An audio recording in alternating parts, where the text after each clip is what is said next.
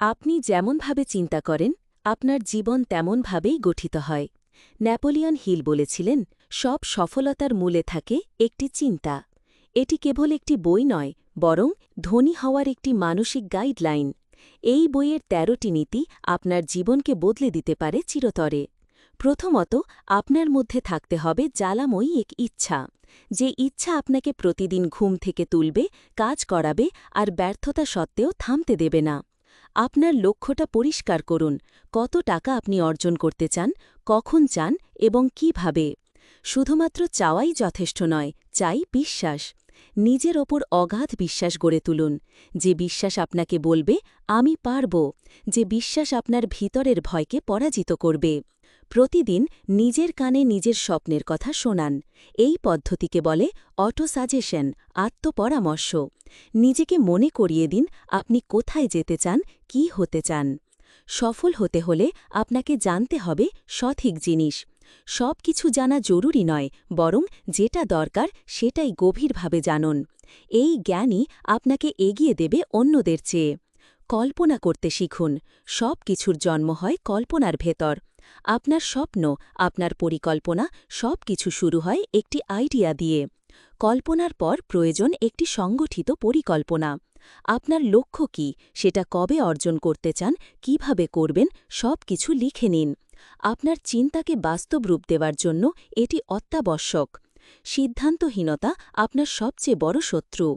যত দেরি করবেন সিদ্ধান্ত নিতে, তত দূরে চলে যাবে আপনার স্বপ্ন। সাহস নিয়ে সিদ্ধান্ত নিন এবং সেটাতে অটল থাকুন।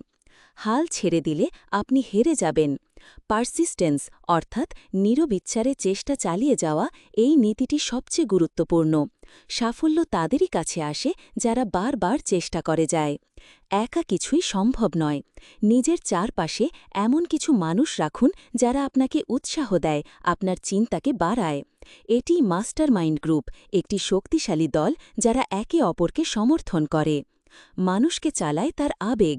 নেপোলিয়ন হিল বলেছিলেন, আমাদের সবচেয়ে শক্তিশালী আবেগগুলোকে সৃজনশীলতায় রূপ দিন।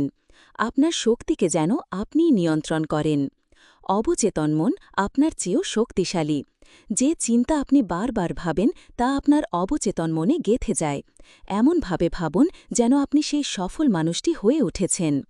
আমাদের মস্তিষ্ক একটি টাওয়ারের মতো, যা সব চিন্তা গ্রহণ ও সম্প্রচার করতে পারে।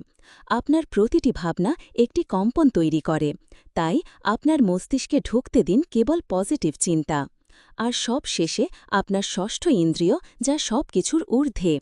অনুভব, ইনস্টিংক্ট, আত্মজ্ঞান, এই বোধশক্তি আপনাকে সবচেয়ে কঠিন সময়ে সঠিক পথ দেখাবে। এই ছিল থিঙ্ক অ্যান্ড গ্রো রিচ বইয়ের গভীর ও প্রভাবশালী সারাংশ। এটি কেবল একটি বই নয়, এটি এক ধরনের মানসিক পরিবর্তন, একটি নতুন জীবন দর্শন। আপনার চিন্তাভাবনা বদলান, আপনার জীবন বদলে যাবে। যদি আপনি সফল হতে চান, তবে এই ১৩টি নীতি শুধু পড়বেন না, বাস্তবে প্রয়োগ করুন। কাজ শুরু করুন আজ থেকেই। ভিডিওটি ভালো লাগলে লাইক দিন, শেয়ার করুন এবং অবশ্যই সাবস্ক্রাইব করে রাখুন এমন আরও বইয়ের সারাংশ পেতে। কমেন্টে লিখুন আপনি কোন বইয়ের সারাংশ শুনতে চান পরের পর্বে।